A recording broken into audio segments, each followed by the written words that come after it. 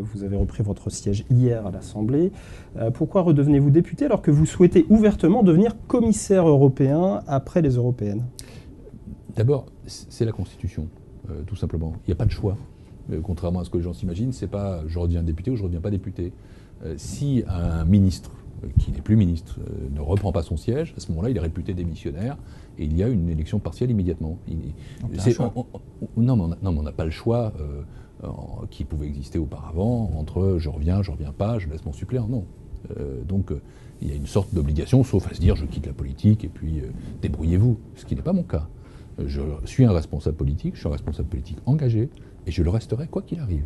Parce que j'ai mes convictions, même si j'étais commissaire européen, j'appartiendrai à une formation politique, c'est le cas de la plupart des commissaires, le PSE ou le PPE, mon prédécesseur ou mon éventuel futur prédécesseur, bref, le commissaire actuel Michel Barnier est un homme qui s'est présenté pour être président de la commission au titre du Parti conservateur, il est membre de l'UMP, personne ne lui reproche. Il faut de l'impartialité et il faut des convictions. Et donc voilà, je suis député du Doubs, je dois ça à mes électeurs. Pour le reste, on m'a confié ce matin une mission parlementaire auprès du Premier ministre, que j'ai rencontré hier, longuement, Manuel Valls, pendant 1 heure. Et vous allez en parler avec le Président de la République, absolument, que vous voyez cet après-midi. Que je vois cet après-midi. Vous pouvez nous donner des précisions sur cette mission? Oui, j'allais le faire, parce que c'est ça qui est important. C'est une mission qui a une substance. Quelle est la question qui est posée? C'est quelle est la contribution des politiques européennes à la croissance et à l'emploi? Et c'est ça qui est en vérité au cœur de la campagne européenne ou au cœur des élections européennes. Parce qu'au fond, je voyais un sondage dans Libération hier matin. Que disait-il?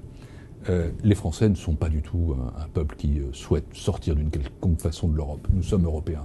Notre destin est européen. Notre avenir est européen. Notre présent est européen. Les Français ne souhaitent pas, et ils ont raison, sortir de l'euro. Ils ne veulent pas des partis anti-euro.